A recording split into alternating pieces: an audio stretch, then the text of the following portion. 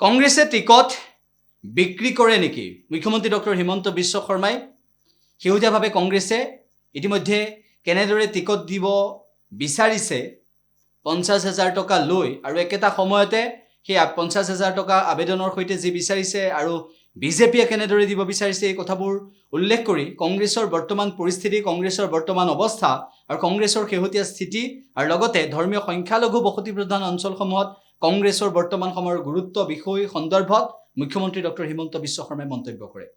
যিকেইটা মিয়া মুছলমানৰ সমষ্টি তাত কংগ্ৰেছ দলে প্ৰতিটো টিকেটৰ নামত 3 কোটিৰ পৰা 4 কোটি টকা ল'ব, যোৱাবাৰো লৈছিল আৰু প্ৰাৰ্থীবিলাকৰ পৰা 50,000 টকাকৈ লৈছে। যোৱাবাৰ মিত্ৰ দলে প্ৰতিদ্বন্দ্বিতা কৰা সমষ্টিটো এই 50,000 টকাটো লৈ পেলাই ঘূৰাই নিদিলে। গতিকে তেওঁলোকৰ গোটেই ব্যৱস্থাটোৱে টকা আৰু পইচাৰ ওপৰত আধাৰিত। বিজেপি দলত আবেদনৰ বাবে এটকাও দিব নালাগে, মাচুলবিহীন। কংগ্ৰেছ দলৰ দৰদাম আৰম্ভ হৈছে, কিছুমানে এডভান্সো পে কৰিছে অলৰেডি।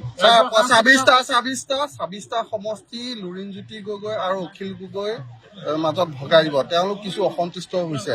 100টাত কংগ্ৰেছে খেলিব।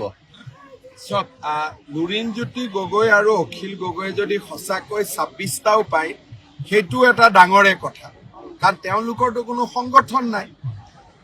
2-3টা পোৱাৰ কাৰণে তেওঁলোকৰ মানুহ আছে। যদি 26টা তেওঁলোকে পায়, আকৌ 26টা বিচাৰোঁতে কষ্ট হ'ব। যিকেইটা মিয়া মুছলমানৰ সমষ্টি তাত কংগ্ৰেছ দলে প্ৰতিটো টিকেটৰ নামত 3 কোটিৰ পৰা 4 কোটি টকা ল'ব, যোৱাবাৰো লৈছিল আৰু প্ৰাৰ্থীবিলাকৰ পৰা 50,000 টকাকৈ লৈছে। যোৱাবাৰ মিত্ৰ দলে প্ৰতিদ্বন্দ্বিতা কৰা সমষ্টিটো এই 50,000 টকাটো লৈ পেলাই ঘূৰাই নিদিলে। গতিকে তেওঁলোকৰ গোটেই ব্যৱস্থাটোৱে টকা আৰু পইচাৰ ওপৰত আধাৰিত। বিজেপি দলত আবেদনৰ বাবে এটকাও দিব নালাগে, মাচুলবিহীন। কংগ্ৰেছ দলৰ দৰদাম আৰম্ভ হৈছে, কিছুমানে এডভান্সো পে কৰিছে অলৰেডি।